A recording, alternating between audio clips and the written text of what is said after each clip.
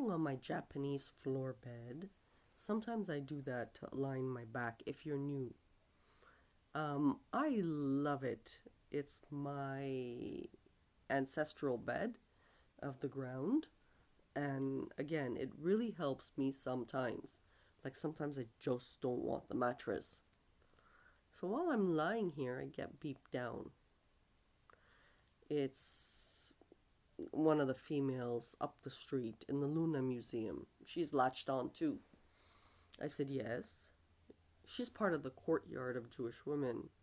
She says, Hannah, we don't want to come out of you because we are proving to the world that Mr. Greek did this work for you. Now, you have to understand how the story has progressed. I don't know who Mr. Greek is, number one. Number two, they're not going to find a woman with mixed children in housing and do work for her when there's all kinds of brown people out in India that he can utilize, or in the States he has like a network. But the woman from housing is not a regular woman. She was born to wealth and she works very, very hard.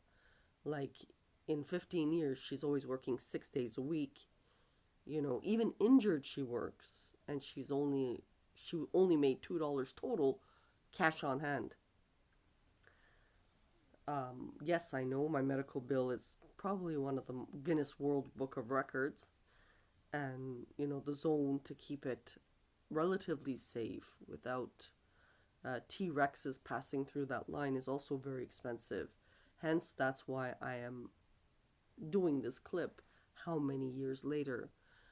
But it's still disrespect because of the conflict. I had to sell the car. I sold it for a different reason, to force myself to walk to pick up mail. Like it's a small little block, but it forces me to walk. But now I want a car, and we're doing lobbying for the car, and because it's Trouville, I haven't been able to get a car because a lot of these people are high level fags in Trouville, and because of this chick up the street in my museum, which is Luna Museum, they listen to her like they're listening to their dog in training. But it's been very tough because it's not eye to eye. Mr. Greek would never come to Canada, first of all. I don't even know if the man's Canadian, and go all the way 2 hours north to find somebody. This is outright theft. Now, it starts like this. I did the Ottoman work, and that's how he got involved and got players that we didn't want involved. That got Canada injured. We're talking the Eastern Bloc, former Soviet Union, and India, who's very, very sensitive about Ottoman history, British, and blah, blah, blah. That's how it started, see? And they just refuse to come out because it's lucrative and they benefit off. So they don't want to come off because I pay for their ski trips and their luxury items and their penthouses, etc., etc. It's every excuse in the book, every feasible, and then they illegally garnish your account. Like, it's just outright disrespect, but these are the things that can happen when you're worth a lot of money. But there's a bigger issue. If Mr. Greek did it for me, he gave me the legal portion for a particular reason. And because these people interfered, they might be on a suicide mission and lying to the globe, thinking it was made without them.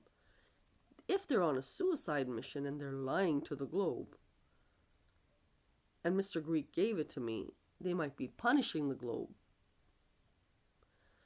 For whatever reason, whoever the courtyard of Jewish women are that I've never heard of, it's a massive regret on my behalf because all you're doing is wasting a professional's time.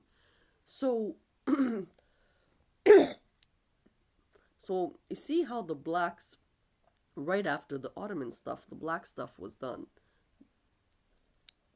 The they brought out the blacks from Alabama and Mississippi and gave them a little money to counter it, to try to bring the black stuff to the United States, because they didn't want the black stuff in Canada.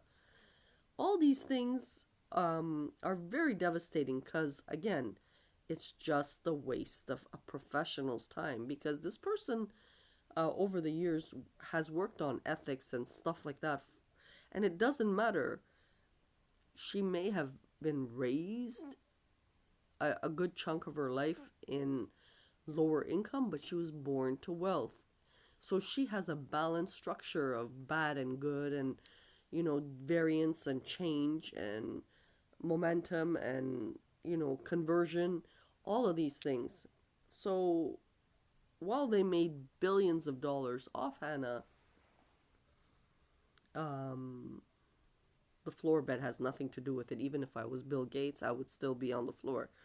Um, it's just been overall like really wicked and really stupid. And they have to play stupid because it's novel information. They don't want to look stupid because it's novel information. So they're all playing stupid.